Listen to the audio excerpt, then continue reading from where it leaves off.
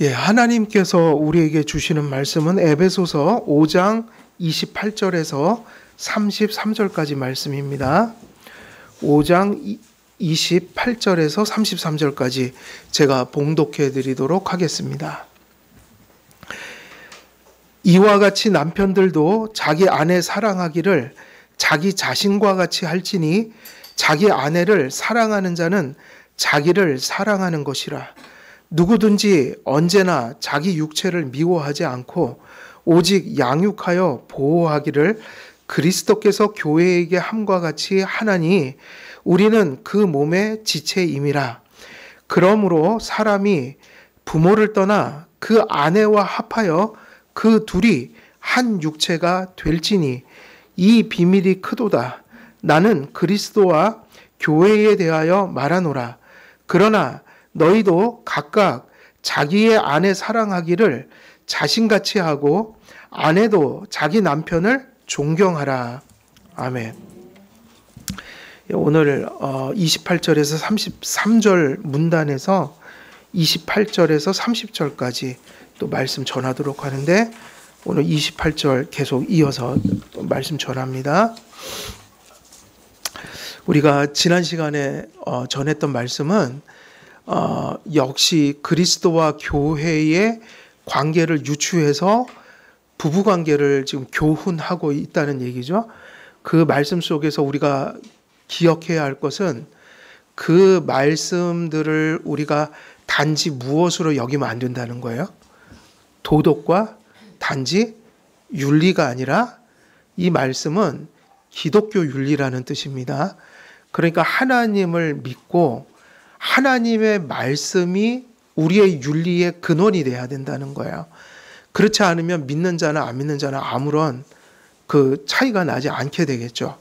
그러니까 다른 거죠. 사실은 근원으로 따지면 형태는 비슷하여도 그 형식은 비슷하여도 내부로 들어가면 한쪽의 그 세상적인 도덕 윤리로서의 부부관계라는 건 하나님이 그 타락한 자들을 억제하시는 손길에서 나오는 덕성, 억제하시는 거지 생명은 아니란 얘기예요.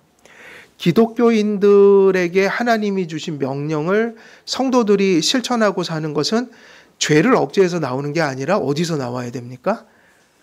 생명을 받아서 새 사람이 돼서 거듭나서 생명이 있으니까 생명에서 나온 게 뭐여야 됩니까?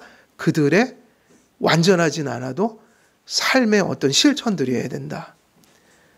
그래서 나중에 이제 하나님 앞에 심판대에 오르면 수천억을 기부하고 도덕적으로 정말 깨끗한 삶을 살았어도 그들은 하나님이 너희가 나를 위해서 했다는 얘기를 한마디도 하지 않으셔요. 성경에 보니까 이렇게 얘기하죠. 물 한 그릇 네가 나 목마를 때 떠줬어. 칭찬하시잖아요. 그 물 한 그릇이 왜 칭찬을 받을까요? 이유는 한 가지예요. 그게 믿음이었기 때문이에요. 믿음 때문에 물 한 그릇 떠줬는데 주님의 가치는 항상 거기 있죠. 수천억이 아니라 물 한 그릇이 네가 누군가를 물 한 그릇 떠줄 때 믿음으로 떠주는 걸 봤다. 근데 그 행동은 어디서 나왔다는 거예요? 그 물 한 그릇 떠주는 행위 속에서 나는 믿음을 보았다. 그러니까 결국은 행위를 얘기하는 게 아니라 무엇을 보셨다는 얘기예요. 근데 그 행위를 잊지 않겠다. 그래서 성도들은요, 큰일을 하려고 하면 안 됩니다. 항상 사람은 큰일을 하려다가 망쳐요, 모든 걸. 항상요, 작은 거를 바르게 하시는 게 좋아요. 큰일, 작은 일을 구분 안 하시는 게 좋아요. 그죠? 큰일, 작은 일을 구분한다는 것 자체가 이미 교만해져 있다는 거예요. 큰일, 작은 일이 어디 있습니까? 하나님이 주신 삶 그저 최선을 다해서 사는 거지. 그게 물 한 그릇일 수도 있고 주님이 옥에 갇혔을 때 그 옥에 찾아가서 위로하는 것일 수도 있고 뭐 여러 가지 일들이 있지만 크고 작은 일이 어디냔 말이에요. 그냥 주어진 삶 속에서 하나님이 부르신 일에 맞이하는 일에 믿음으로 충실했을 뿐입니다. 그 성경에서 뭐라 그러냐면 너희들은 이렇게 얘기하라. 나는 무익한 종일 뿐입니다. 그저 할 일을 하였을 뿐입니다. 제가 제일 싫어하는 게 그런 거예요. 뭐 하나님이라면 뭐 비전이 어떻고 뭐 그런 거 다 싫어요. 그냥 주어진 삶을 그냥 맞이하면서 믿음으로 최선을 다하고 살면 되는 거죠. 그리고 그 일의 평가를 우리가 감히 내가 큰 일을 했소, 내가 작은 일을 했소, 이런 거 없단 말이에요. 하나님이 큰 일 했다고 해야지 큰 일인 거지. 그건 자기 도취 속에, 그건 자기 탐닉이다. 그런 걸 가리켜 뭐라고 하냐면 좋은 일 하고도 그게 탐욕이 있다는 거예요. 야망. 그 보이스 비 앰비셔스. 그 아주 나쁜 말입니다. 그건 기독교인이 한 얘기가 아니에요. 아주 안 좋은 얘기입니다. 보이스 비 앰비셔스. 야망은 사람을 망칠 수 있어요. 그냥 하루하루 최선을 다해서 말씀에 근거해서 사는 거. 이게 중요합니다. 그래서 부부관계도 그게 단지 세상의 어떤 윤리가 되면 안 돼요. 우리는 창조질서가 회복된 걸 우리만 알거든요. 그래서 하나님을 생각하면서 부인을 생각하고 하나님 때문에 남편을 생각하고 이게 뭐냐면 그게 기독교 윤리다. 그래서 그 말씀을 어디다 기록해 놨어요? 에베소서에다가 거기다 기록해 놨죠. 그래서 거기서 핵심적인 게 뭐였냐면 여기서는 또 한 가지 주제가 또 나온 거죠. 하나님께서 그 부부 사랑, 특히 여기서는 문맥을 보면 남편이 아내 사랑하라고 그랬잖아요. 그걸 무엇을 가지고 또 설명하냐면 자기 애라는 거를 가지고 풀어가죠. 바울이 자기 애를 가지고 나왔어요. 무슨 얘기냐? 아내를 누구처럼 사랑하라고요? 예. 근데 거기서 끝나질 않았어요. 그건 이따 설명드릴게요. 왜 다른가? 단지 자기 애가 아니라 거기다가 하나를 더해놨습니다. 뭐를 더해놨죠? 자기처럼만 사랑하라는 게 본문에 다 나와요. 항상 답은 성경에 있습니다. 성경에 뭐라고 그랬어요? 자기처럼. 근데 또 뭐라고 그랬죠? 28절에 있잖아요.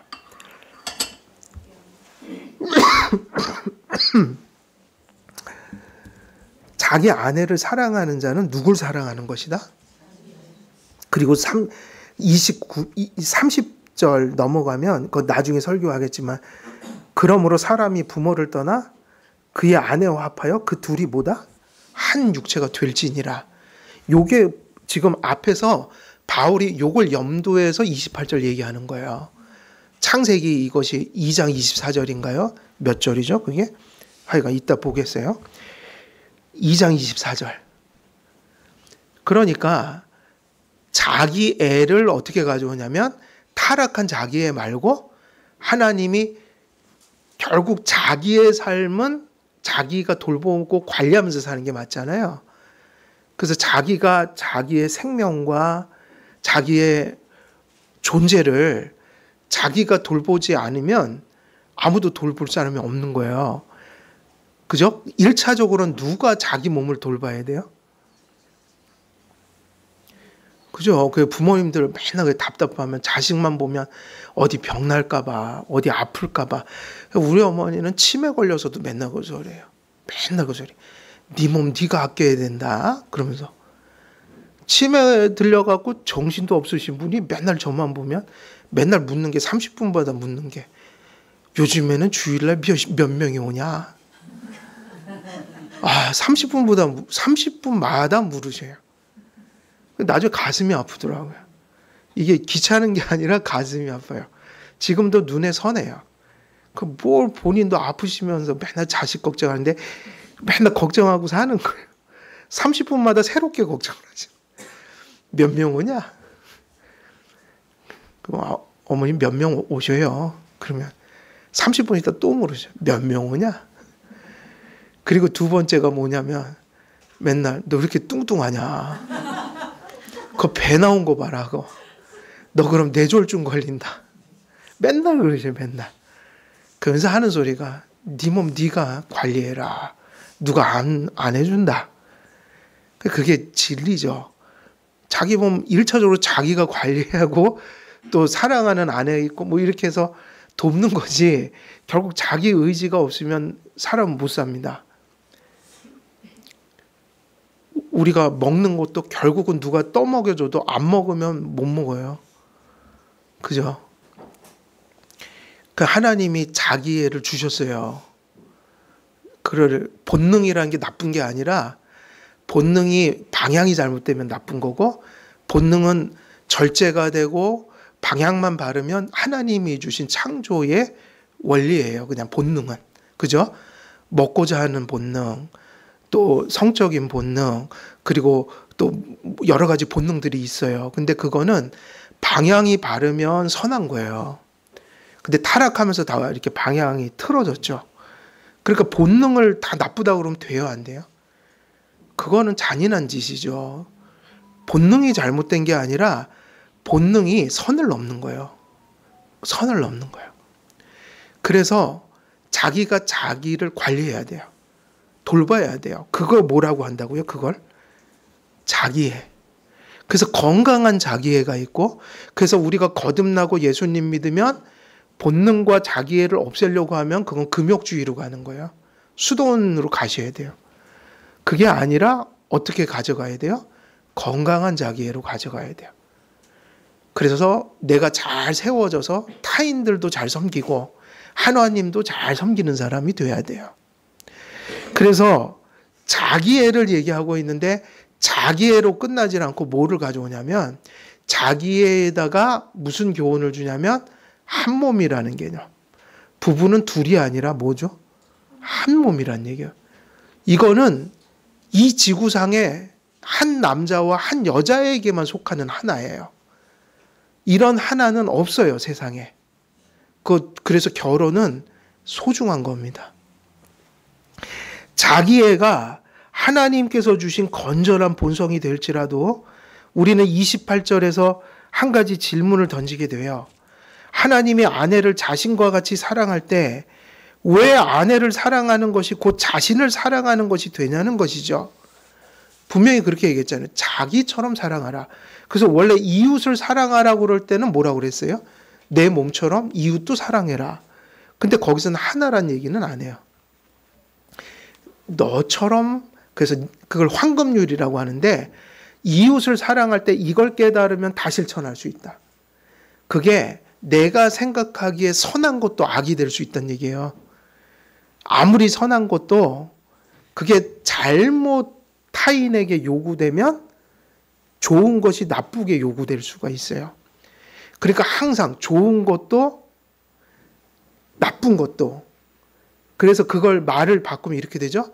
네 싫은 거는 남에게도 하지 말고 너에게 좋은 거는 남에게도 하는데, 그걸 무지막지하게 하면 안 되고 지혜롭게 해야 된다.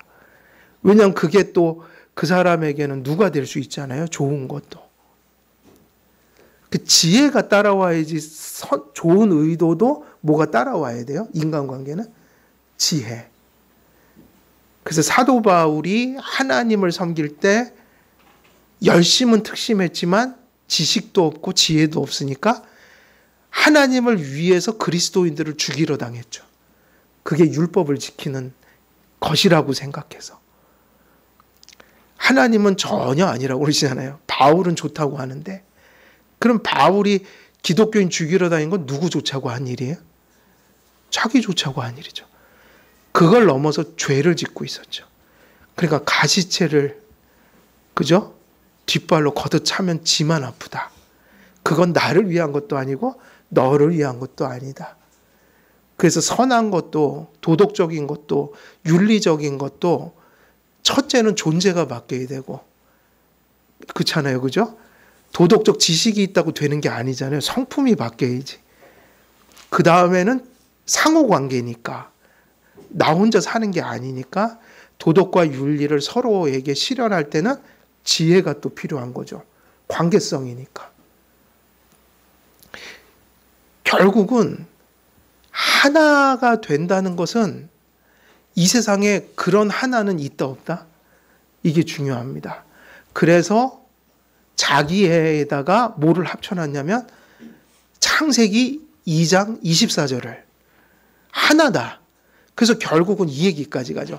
타인을 너에게 하는 것처럼 타인을 위해서도 해로 끝난 게 아니라 그럼 이웃이 돼버리니까요. 그래서 남편을 이웃처럼 대하시면 안 돼요.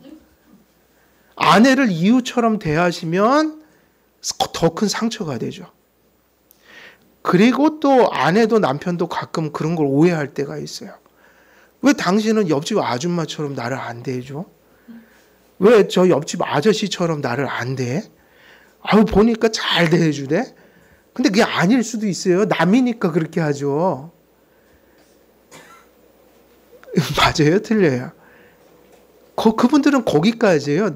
내가 싫은, 대접받는 것만큼 대접하는 건데, 부부는 아예 그게 아니라, 결국 그 사람에게 하는 것이 누구에게 하는 거예요? 자기에게. 무슨 의식을 가지고 해야 돼요? 저 사람은 나다. 나는 저 사람이다. 저 사람이 좋으면 내가 좋고, 저 사람에게 내가 상처 주면 가시가 다 누구에게 돌아와요? 그렇죠. 그래서 우리가 맨날 경험하는 바 아니에요? 한참 성질 내고 나면 고스란히 그 데미지를 누가 받냐면 화를 받은 사람이 아니라 화를 낸 사람이 더 괴로워요. 그렇지 않아요? 부모님께도 어쩔 때는 그게 마음이 그래서가 아니라 욱해갖고 막 대들고 또 하지 말아야 될 말이 튀어나올 때가 있어요. 저도 그런 적이 있어요. 그러고 나면요, 지금도 그래요. 딱 돌아서자마저부터 부모님한테 그 왜 가슴 아픈 소리 한 거 있죠? 그게 여기 대못이 박혀갖고 그 이후에는 평생 기억이 돼요, 그게. 그때 왜 그 포악을 했을까, 부모한테. 왜 그 상처될 말을 그렇게 확 던져버렸을까. 저는 고등학교 때 한 번 아버지하고 부딪혀갖고 그때 신학교 간다고 막 그래갖고 고2 때 막 고3 때 힘들었는데 어찌됐든 부모님한테 이렇게 화낸 거 있잖아요. 뭐 이렇게. 그게 뒤돌아서부터 이제 가슴 아픈 거예요. 왜 그랬지? 참을걸. 그럼 평생 그게요. 그래갖고 그런 노래가 나오는 거예요. 불효자는 옵니다. 뭐 이런 거. 근데 뭐 부모님 떠나고 나면 아무 소용 없어요. 그런 노래 안 불러요. 그 부르면 뭐합니까? 제일 어리석은 거지. 남편 떠나가 보세요. 아내 떠나가 보세요. 아무 소용 없어요. 그런 거 해봐도 후회지, 그거는.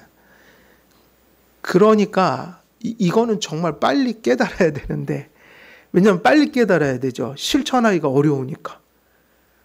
깨달아야지 노력하고, 또 노력하고 습관이 돼야 되는데, 그게 뭐 금방 되겠어요? 지금부터 오늘 에베소서 듣고 깨달으면 한 3년 뒤에나 제대로 될까? 그러니까 빨리 깨달아야죠.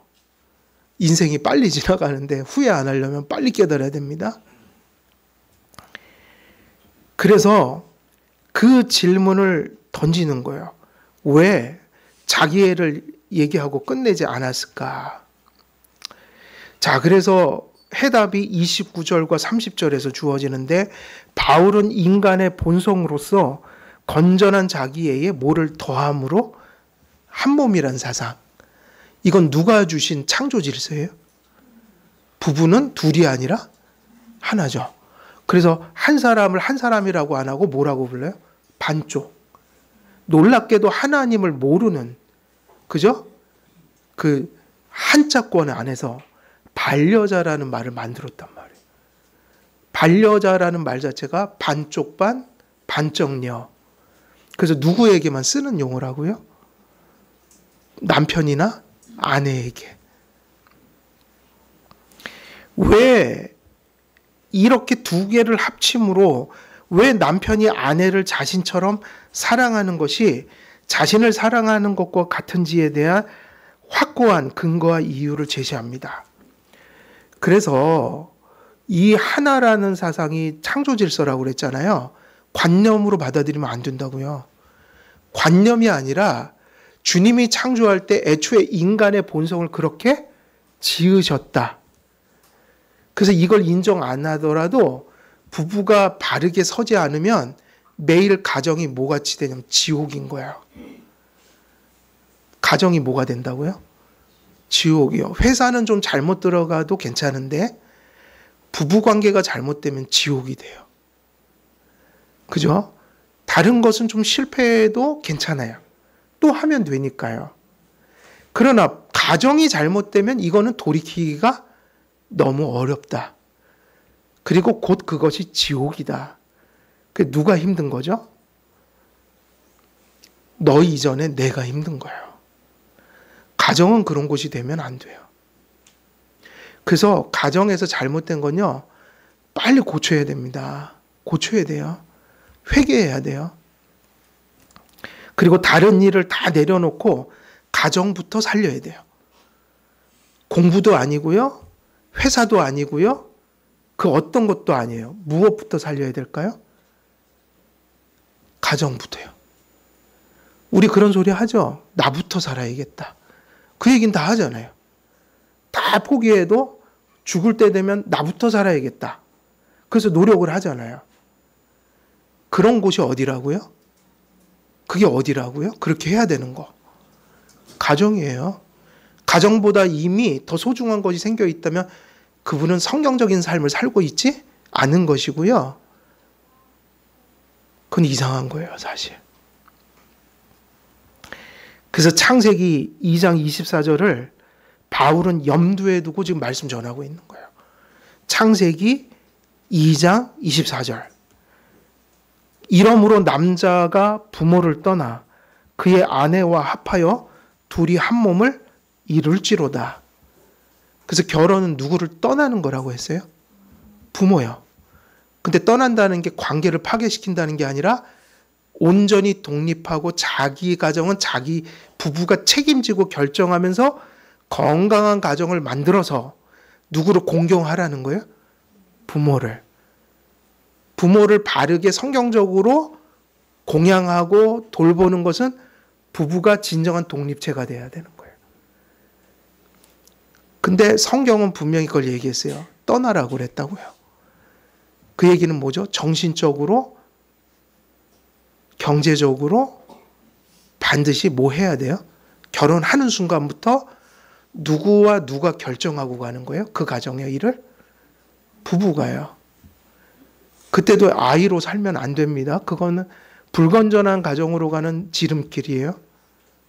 왜냐하면 하나님이 그것 때문에 가정을 만드신 거니까요. 생육하고 번성하는 건 부부가 기본 단위가 돼서 위로는 부모를 공경하고 아래는 자녀들을 양육하는 거예요. 그러니까 그거에 소홀하라는 얘기가 아니라 하나님 보시기에 그게 합당한 것은 독립해서 그걸 하라는 거예요. 건강한 독립체가 돼서 자발적으로. 자기 애의 한 몸이라는 의미를 더함으로 남편이 아내를 자신처럼 사랑해야 하는 이유가 더욱 발전되고 확고해집니다. 그리고 이러한 남편이 아내를 자신처럼 사랑해야 하는 더욱 발전되고 확고한 이유를 제시할 때 바울은 역시 이 의미를 머리 대신 그리스도와 그분의 몸된 교회의 유추를 통해 설명합니다. 그리스도께서는 교회를 자신을 사랑하시듯 사랑하십니다. 근데 이 유추를 어디서 끌어온다고요? 그리스도가 교회에 행한 일을 가지고요. 원래 자기 자신을 사랑하듯 그리고 그 대상을 자기 몸으로 삼으신 분의 그 엄청난 사랑이 어디서 나타나고 있죠? 그리스도와 교회의 관계를 통해. 사실은 이 세상 인간 사랑은 그 사랑을 쫓아갈 분은 없어요. 그러니까 그 사랑의 오리지널은 어디에 있죠? 그 엄청난 사랑, 완전한 사랑, 불완전한 사랑이 아니라 완전한 사랑. 그게 세상에 계시됐다. 계시됐다는 얘기예요. 드러났다, 역사 속에. 그게 한 번 사건이 그 십자가 사건을 통해서 계시됐는데 그 사랑의 발을 뭐로 전하냐면 그게 전도예요. 이 세상에 그런 사랑 없는데 예수님이 이 땅에 오셔서 그것도 죄인을 위해서 자기 몸처럼, 근데 그걸 넘어서 자기 몸으로써 그걸 세우기 위하여 죽으셨다. 그게 누구와 누구 관계예요? 그리스도와 구원받은 자들의 공동체인 교회. 그럼 이게 오리지널이에요. 이거의 모델이 뭘까요? 그 다음에 이 사랑을 보여줄 수 있는 유일한 방법.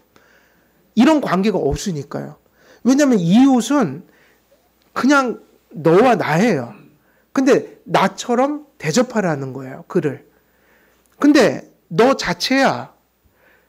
부모를 떠나 한 몸이 될지라. 그때 한 몸이라고 얘기하는 그런 의미에서 놀라운 한 몸은 이 세상에 또 있다 없다? 없어요. 누구밖에 없어요?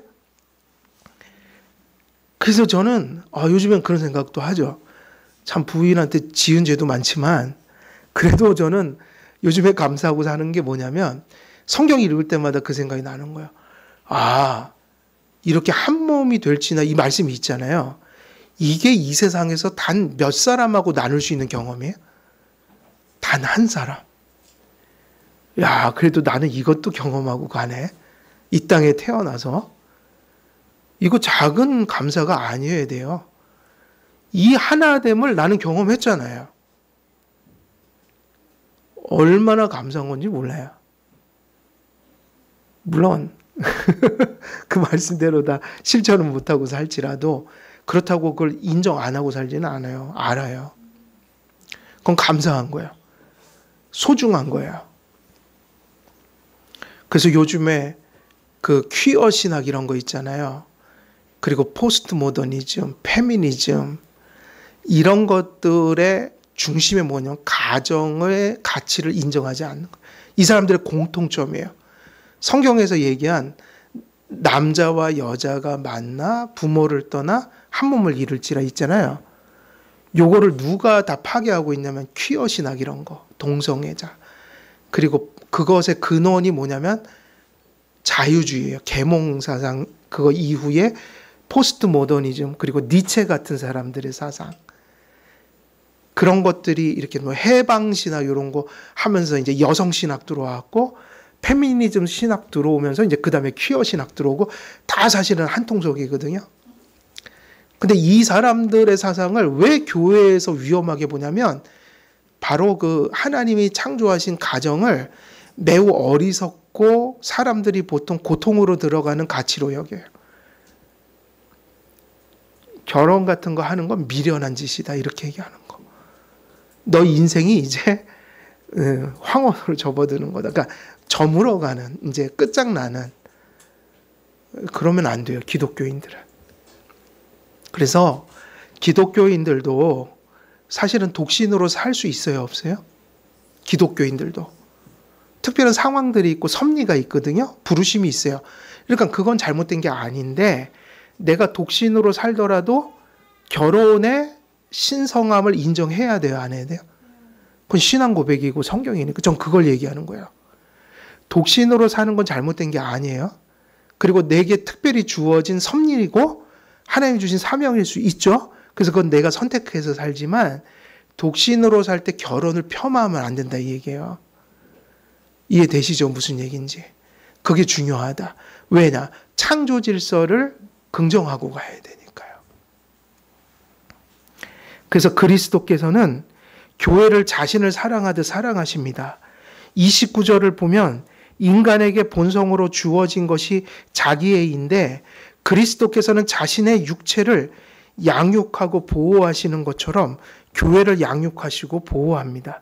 이처럼 자기를 사랑하듯 이웃을 사랑하라는 말씀은 모든 그리스도인들에게 주어진 황금률입니다. 그러나 우리가 다루고 있는 본문에서 이야기하는 그 사랑은 이 사랑을 어떻게 한 사랑일까요? 이 사랑에 머물러 있는 사랑일까요? 이 사랑을 넘어선 사랑일까요? 넘어선 사랑이죠. 네 몸을 사랑하듯 타인을 사랑하라 이걸 넘어서서 뭐가 되라고 그랬으니까요? 한 몸. 그에게 그를 사랑하는 것이 누굴 사랑하는 거다? 너를 사랑하는 거다. 이렇게 해버렸거든요. 그래서 자기애를 넘어서요. 그래서 우리는 이걸 황금률이라고 하는데 이걸 넘어서 있다. 왜냐하면 바울이 단지 자기처럼 타인을 사랑하는 그 사랑을 이야기하고 있지 않고 있기 때문인 거예요. 우리는 세상의 모든 이웃들을 자신을 사랑하는 것처럼 사랑해야 합니다. 그리고 모든 남자들은 모든 여자들을 자신이 대접받고자 하는 대로 그들도 대접하는 마음으로 대접해야 하나요? 안 해야 되나요? 모든 여자들을요. 또 이 세상의 모든 남자들을 어떻게 대해야 돼요? 이렇게 대해야 되겠죠? 그럼 도대체 얼마나 많은 여자와 남자가 있을까요? 이 지구상에 인구가 몇 명이에요? 예? 13억이에요? 8억이에요? 몇 명인지 저도 모르겠지만 엄청 많죠? 그죠? 그런데 놀라워요. 아까 제가 얘기해 드린 게 그런 거예요. 이 세상에서 한 몸으로서 사랑하는 대상은 도대체 그 많은 여자들 중에, 그 많은 남자들 중에 몇 명이셔요? 한 명이에요. 야, 그렇게 만나기도 힘들어요. 정말 놀라운 겁니다. 그 많은 사람 중에 내 몸이 된 사람, 한 몸이 된 사람은 정말 한 사람밖에 없어요. 그래서 내 아내는, 내 남편은 단지 나를 대접하듯 대접할 단지 이웃과 같은 존재가 아니라 그냥 한 몸이에요. 아내는 영혼과 육체가 분리될 수 없게 연합된 나와 하나예요. 이런 관계 속에는 누구도 들어올 수가 없어요. 누구도 끼어들 수 없는 거예요. 이 한 몸 된 거에. 부모예요. 부모님도 이건 안 되는 거예요. 이 한 몸이라고 얘기한 개념 속에는 누구도 들어오면 안 돼요? 부모예요. 절대로 이 관계가 그렇게 될 수 없는 관계인 거예요. 아내는 나라는 반쪽과 아내라는 반쪽이 결합해서 하나를 이루는 나의 일부이며 나인 거예요. 그래서 잘하는 분들은 행복을 누리는 거고요. 그죠? 잘하니까 나가 막 좋을 거 아니에요. 근데 어쩔 때는 우리가 잘 못할 때 있잖아요. 그러니까 막 고통스럽죠. 예. 안 행복하죠. 그걸 잘 못하니까. 근데 그 둘이 다 증거하는 거예요. 부부는 모이기 때문에 그런 거예요. 잘하면 내가 행복하고 또 못하면 또 내가 괜히 힘들고. 이유가 뭐냐면 하나이기 때문에. 근데 그걸 느끼지 못하고 부부 생활한다. 그럼 부부도 아닌 거예요. 그건 회개해야 되죠. 그죠? 바울은 이러한 부부의 연합을 무엇을 넘어서서 얘기하고 있을까요? 그러면 친밀성을 넘어서서 있다. 부부는 단지 친밀성이 아니다. 그걸 넘어서서 있다. 왜? 세상에 친구 중에 부부보다 더 친밀한 친구도 있어요. 만나면 즐겁고 친밀해요. 근데 친밀하다는 말 자체가 그걸 설명할 수가 없어요. 그걸 넘어서 있죠. 그래서 그 부부가 된다는 것은 하나님께서 소위 성경엔 그렇게 표현하고 있죠. 어떻게 하신 거다? 부부는 하나님이 짝지어 주신 것이다. 그러므로 하나님이 짝지어 주신 것을 사람이 나누지 못할지니라 그랬어요. 결혼은 남녀 간의 친밀성보다 깊어 서로의 생명에 한 부분이 된 분리되어서는 안 되는 연합체가 됨을 의미합니다. 그런데 결혼에 유추될 만한 일이 그리스도와 교회 사이에 일어난 것이에요. 그리스도께서 십자가 대속의 사역을 성취하심으로 그 결혼의 오리지널이라고 할 만한 그 완벽한 사랑을 마치 부부사랑 속에서 그 한 몸이라는 개념으로 부부관계를 창조의 질서로 주신 그분이 하나님인데 그 부부사랑의 오리지널이라고 할 만한 엄청난 스케일의 사랑을 어디서 계시하신 거예요? 십자가 사건에서. 그래서 말씀을 통해 역사하시는 성령의 사역으로 교회는 머리 대신 그리스도의 몸이 되었습니다. 그리스도께서는 교회가 자신의 몸이 되므로 교회를 자신처럼 대하십니다. 그래서 여러분, 오늘날 교회의 가장 큰 문제는 그냥 내가 구원받고 복받고 어떤 나의 유익을 위해서 교회를 다니는 사람들이 많잖아요. 오늘날 교회론이 없다고요. 그러니까는 많은 사람들이 교회를 어떤 식으로 이해하냐면 주일에 예배를 한번 드리고 참석하고 그 이상은 아무것도 없어요. 교회를 왜 다니는지. 무엇을 배운 적이 없기 때문일까요? 교회론이요. 교회론을 가장 성경적으로 강력하게 가르친 게 장로교회예요. 장로교회의 특징이 뭐냐면 교회론이에요. 그래서 개인 경건은 없어요. 에베소서를 보면 개인의 경건은 그 순간부터 교회의 경건으로 가요. 성화도 사실은 교회 생활 속에서 일어나는 것이고 교회 생활에 있어서 덕을 세우는 신앙이 성화된 거예요. 근데 우리는 그걸 이렇게 교회하고 딱 뛰어넘으면 이렇게 되죠. 도덕성이 좋고 혼자 기도 많이 하고 성경 지식 많고. 근데 교회가 없다? 그럼 그 성화가 된 걸까요? 안 된 걸까요? 성화는 교회에서 잘하는 거예요. 생활을.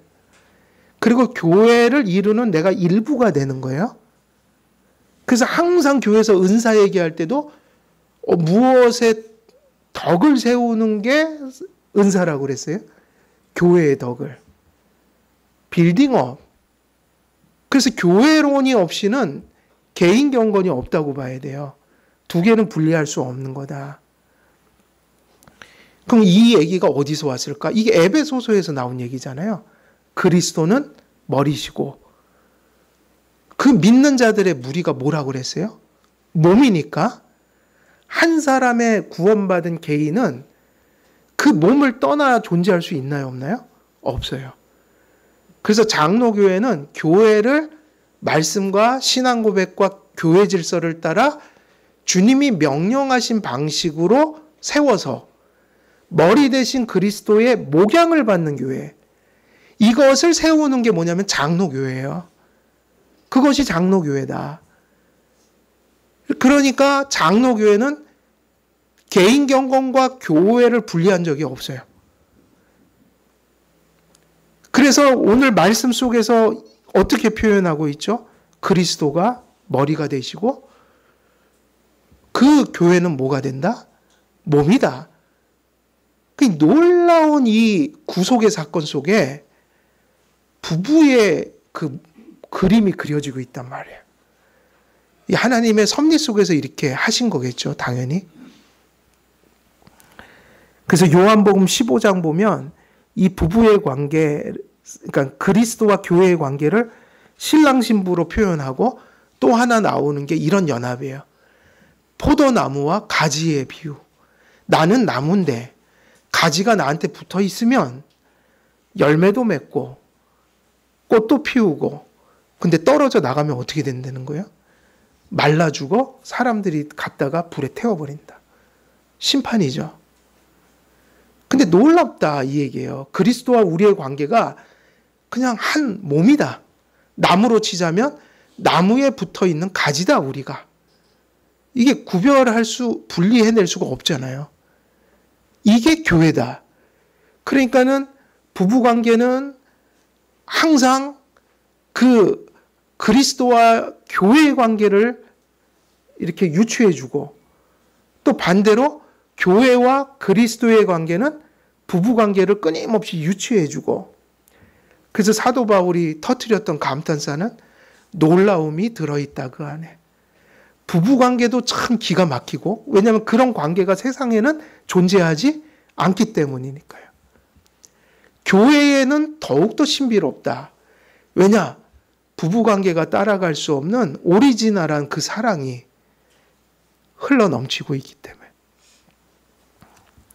그래서 영감받아 하나님의 말씀을 기록한 그 바울에 따르면 남편이 아내를 사랑하는 것이 자기를 사랑하는 것이 되는 이유는 남편과 아내가 하나님께서 한 몸이 되도록 연합시키셨다는 이유 때문인 거예요. 자기 애와 남편과 아내의 한 몸 되는 연합이 결합될 때 남편이 자신을 사랑하듯 아내를 사랑할 때 이것이 곧 자기를 사랑하는 것이 되는 거. 아내는 내 자신의 일부이기 때문이며 나와 하나이기 때문입니다.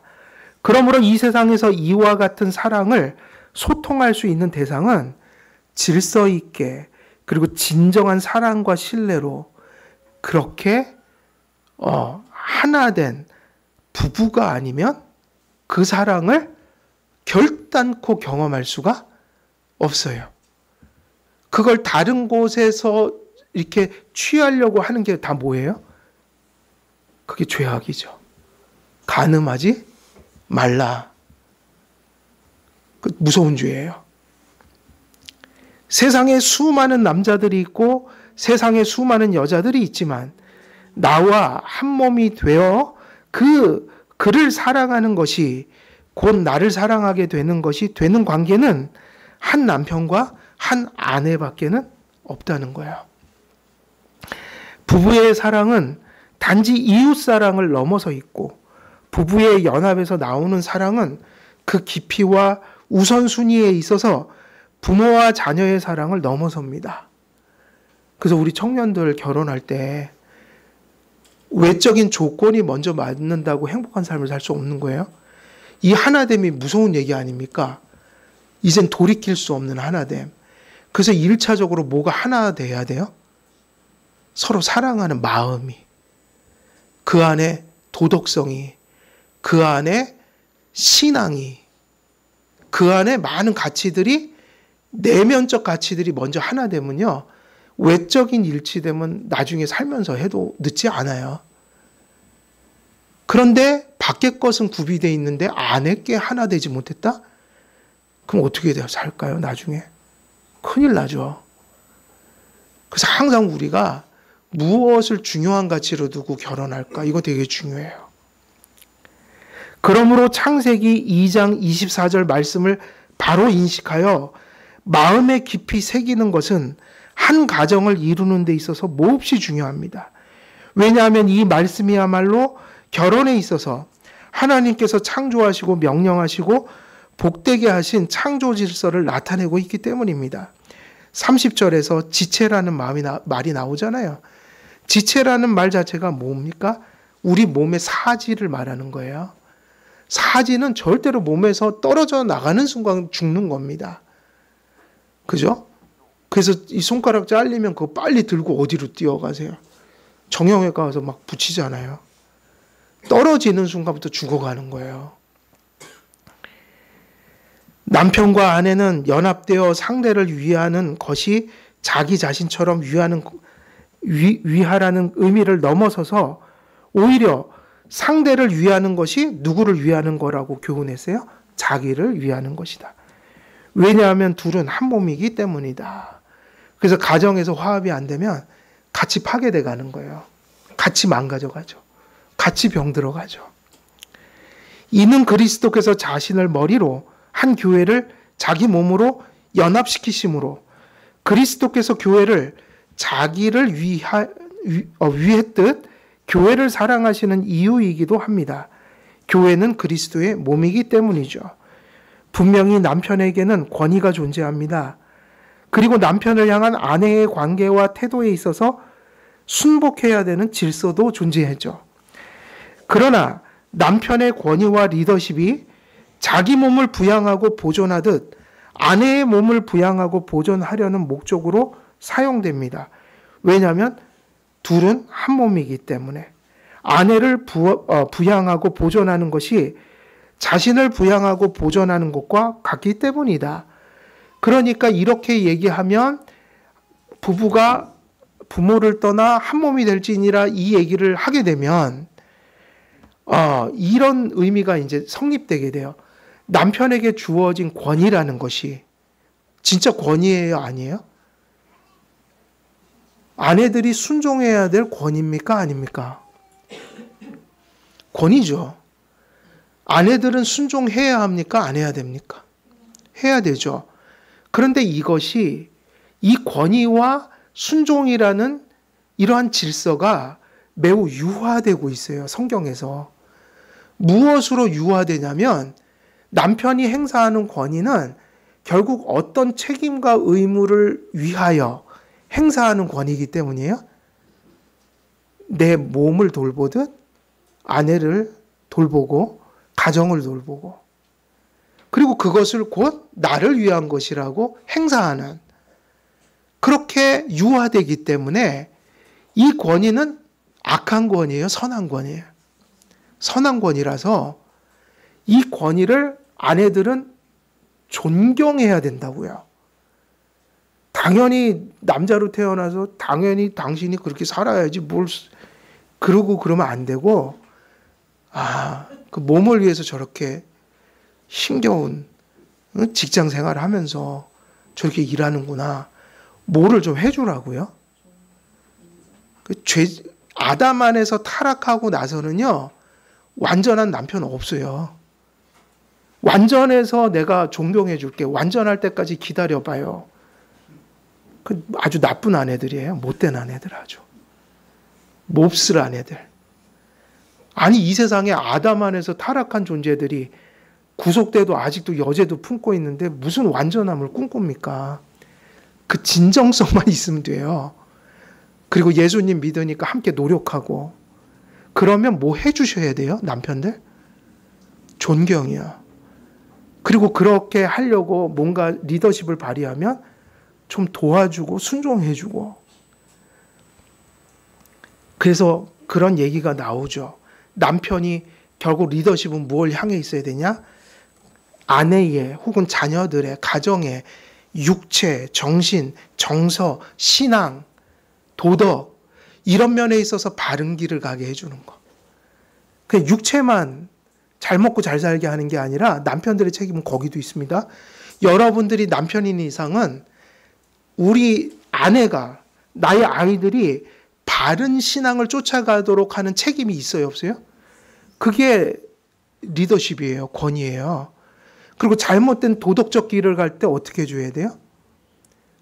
도덕적으로 바른 길을 가도록 또 가장 앞서야 되는 것도 아버지들이에요. 그리고 거기에 육체적, 정서적 다 들어가요. 그렇게만 생각하면 그것도 또 나쁜 아버지죠. 돈만 벌어오면 됐지. 그 누구처럼 흰 쌀밥 그냥 누구 때문에 먹고 사는데 그러면 안 되시고요. 아버지의 어깨는 무겁습니다. 왜 무겁죠? 육체, 신앙, 도덕, 정서 이런 것들이 가정이 바르게 갈 수 있도록 혼자 한다는 게 아니라 아내가 조력해줘야지 가죠. 부족하니까요. 그리고 그걸 받아줘야지 할 거 아니에요? 그러니까 받아주고 부족하면 조력해주고 그래서 그 앞질러서 앞에서 좀 이렇게 밀고 나가게 하는 게 누구여야 돼요? 가정에서? 아버지들이요. 오늘날 왜 이렇게 아버지들은 불쌍한 존재가 됐는지 요즘에 아버지들 너무 불쌍해요. 대접을 못 받아요. 다 무시해요, 아버지. 여러분 그런 거 못 느끼세요? 이 시대의 풍속도? 아버지들이 그렇게 가족들에게 짐처럼 여겨져요. 어디 갔다 오면 인사하는 가정은 대단한 가정입니다. 아버지 다녀오셨습니까? 방에서 나오지도 않아요. 무시하죠, 아버지들. 꼰대라고. 근데 그러면 안 돼요. 그러면 안 됩니다. 가끔 오해가 생기기도 해요. 이렇게 얘기하니까 이걸 질서로 이해를 안 하면 마음에 안 들면 뭐 이러면 안 되고 이게 왜 이 권위를 어떻게 바라봐야 되느냐 이렇게 바라보는 게 맞아요. 첫째는 선한 권위가 돼야 한다. 가정과 아내의 복리를 위하여 책임과 의무를 다하는 그런 성격의 권위다. 그런데 이게 토가 붙어요. 항상 좋은 게 다 좋은 것은 아니어서 남편들의 권위는 크리스찬 가정을 기준으로 보면 그건 누가 부여하신 책임이에요? 하나님이죠. 그럼 그 리더십이 그저 가족들 기분 좋게 해주고 가족들이 무슨 짓을 해도 말도 안 하고 그러니까 그냥 동네 아저씨, 마음 좋은 아저씨 이것만 좋은 리더십이라고 지금 자꾸 가르치는데 그게 아니라 그 권위가 절대로 자기에게서 나오는 게 아니라 누구에게서 오는 거라고요? 하나님이 세우셨잖아요. 그러면 남편들도 누구의 뜻을 따라서 이끄는 게 하나님 뜻인 거예요? 그저 내 권위가 아니라 하나님이 주신 뜻을 따라가야 돼요. 그래서 아버지들은 성경의 사람이 돼야 돼요. 근데 한국 교회는요, 다 아내들만 성경 공부 열심히 해요, 보면. 우리 한국 교회는 여성분들이 주도해 갑니다. 이상하게 아버지들은 잘 안 해요. 근데 그게 아니라 사실은 누가 성경의 사람이 돼야 돼요? 아버지들이요. 왜냐? 권위를 무엇에 근거해서 해야 되니까요? 말씀이요. 그럴 때 아내들이 오해하지 마세요. 여기서 얘기하고 있는 선한 권위가 마음 좋은 것을 의미하지 않는다. 왜냐? 하나님이 주신 기준이 있기 때문에 그 육체, 신앙, 도덕, 정서 이런 거를 돌볼 때 무엇에 근거해서 아버지들이 길을 제시해야 돼요? 말씀이요. 그래서 하나님 말씀에 부합할 때는 그게 갈등을 안 일으키지만 가정이 신앙적으로 잘못 나가고 가정이 도덕적으로 이상한 길을 택하고 또 어떤 그것이 합당한 것이 아닐 때 아버님들의 말씀이 푹 젖어서 여보, 얘들아, 이건 하나님의 뜻이 아닌 것 같아. 그렇게 해야 되는 게 아버지의 권위란 말이에요. 근데 만일 하나님께서 주신 그 기준이 사라지면 가정에서 무엇이 될까요? 남편은 바른 길을 제시하지만 아내들이 신앙적이지 않거나 도덕적이지 않을 때 그 남편의 리더십을 인정하겠어요? 안 하겠어요? 갈등이 일어나겠죠. 그때는 강력하게 얘기해야 돼요. 그게 하나님의 뜻에 부합한 선한 것을 가지고 가족들의 참된 길을 위해서 아버지의 권위로서 그들에게 요청할 때 그것을 존경해주고 정말 질서적인 면에서 순복해주고 그것을 도와야 한다. 그래서 정말 질서다. 그래서 좋을 때 편할 때는 우리가 선한 권위 얘기하면 좋죠. 뭐 사랑이다. 근데 그 질서란 말이에요. 옳은 것 때문에 나하고 충돌할 때도 있을 수 있단 말이에요.